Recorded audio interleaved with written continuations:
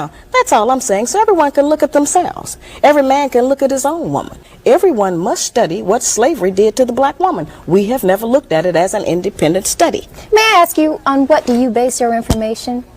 Just research. Being a black woman myself, living here in the country, and I interviewed over 3,000 people. I interviewed 379 black men who were married to or dating white women, over 100 black women who were married to or dating white men, and a little over 2,000 black men and over 1,000 black women. And what I found is that we don't have a control group. There was no point in me listing all of their names because we don't have one set of Negroes that we could point at and say, okay, well, this particular group is not affected by slavery. So for today, because she was speaking in the 90s. I'm speaking for today. Mm-hmm. Slavery is the foundation of all stuff that's messed up. We know that. But what would you say had a greater effect on the declining of the black family? Slavery or like the Jim Crow welfare system that happened? This is actually something I touch on in my book, and I get hammered a lot when I make this statement, but I still stand by this statement because it's what my research has led me to. When it comes to the way that black people interact with each other, slavery was the foundation. Yes, we agree. Everybody agrees on that. Now we did carry some things forward, and I want to be real clear about this because I know I want everybody to hear this, and not just this piece, the whole thing. We did bring some negative traits over from the culture groups that we came over from in Africa.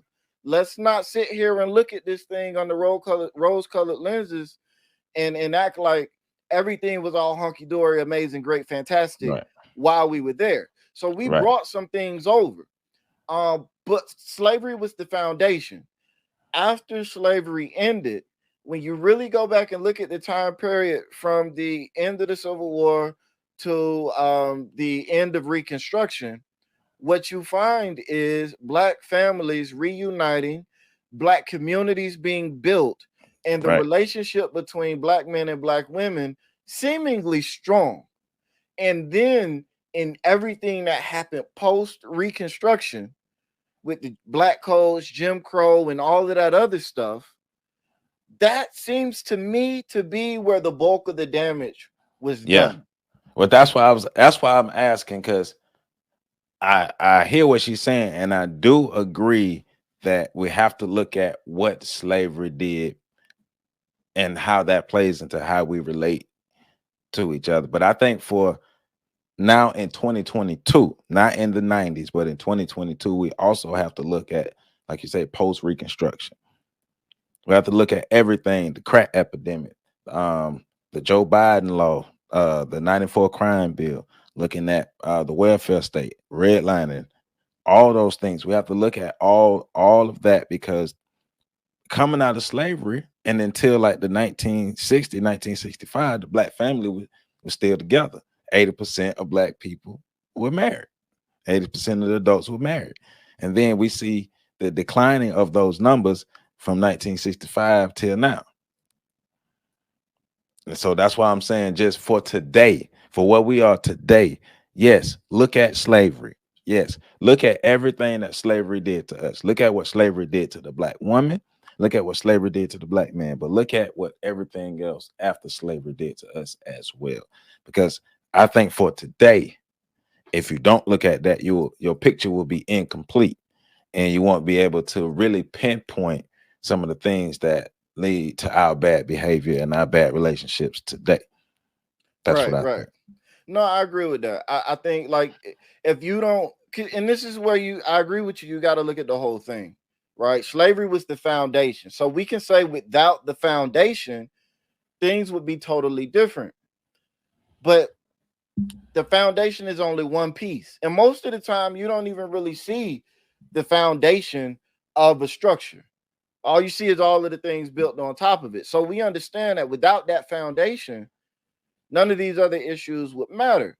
But when you're looking at a 60-story skyscraper and you're looking at the problem on floor 55, it'd be silly to ignore the 54 floors below it and only look at the foundation and think that you can identify the problem on floor 55. No, you got to go through all of the other floors as Right. well. Right. So that's I Yeah. agree with that. Yeah. I mean, because post-Reconstruction had a massive the things that white people did post-Reconstruction had a massive effect on how we look at each other, how we think about each other today. We have black Propaganda. men, we have black men saying that they don't like black women, and we got black women saying that they don't like black men. This is I want to say in mass today. I don't want to overstate it, but it's a good number of black people, both men and women, saying that.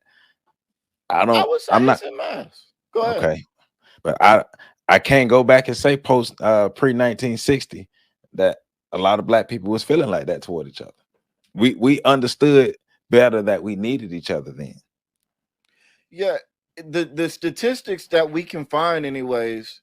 Again, it's something that I mentioned in the book. The statistics that we can find don't show the type of numbers and the type of behavior that we're seeing today. Right. And it goes back to the propaganda show that we did, where and even what we were talking about before this break. When you see when perception becomes reality, you begin to act like it's true, and it becomes true through the behaviors. Um, and just think about the change in the image. When black people were in slavery, they were viewed as childlike, innocent, they hard workers. They had a lot of these positive and like Yeah. um Yeah. not Passive aggressive positive shit. but not bad. Like, yeah, like Yeah. they had some real funky labels for black people in America. But it's still happening Immature for and us today. disrespectful. But it's changed now, because you look at it now.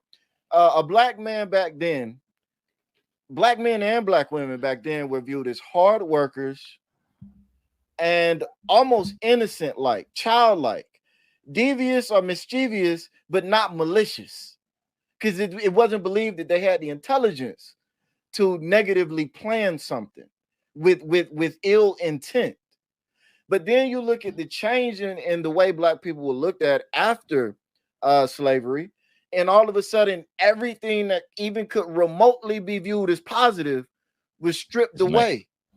yeah. Now we're not viewed as hard workers anymore. We're not viewed as loyal anymore. We're not viewed as, and I'm not even talking about by the dominant society. I'm talking about by other But black people. yeah, but we still viewed as childlike though. They We still are view us as still, childlike. well, no, there's a difference. See, we're not viewed as childlike. We're viewed as childish. Those have two Yeah, different I agree. connotations on them. I agree.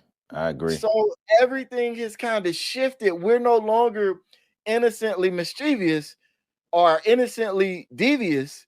It's Now we're malicious. We're you bad evil. little kids. We're nefarious. Yeah. Right? We're demon spawn. Like those. So you think about all those connotations and the impact that they have on the group that's constantly being beat over the head with them. And then you begin to look at how they begin to interact with each other. Yeah. Yeah. You see, voila, here we are. So let's go.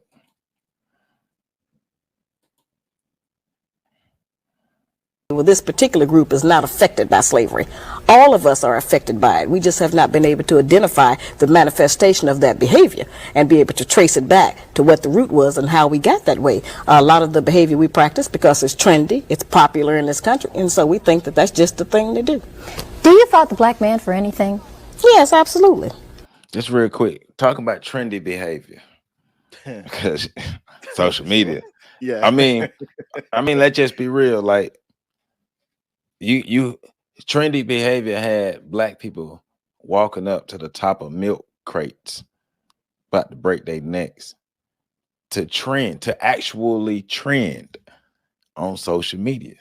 So we're trying to become and follow trends. Like trends are running our lives now, and trendy behavior. Hey, well, I'm going to have sex with as many people that I don't care about as possible because it's trendy. And somebody said it was okay to do it. And now I'm going to do it. I'm going to put these miles on my body, whether male or female. I'm going to put these miles on my body. Hey, I'm even possibly make children that I don't want or I can't take care of because of trendy behavior. Because somebody said it's okay.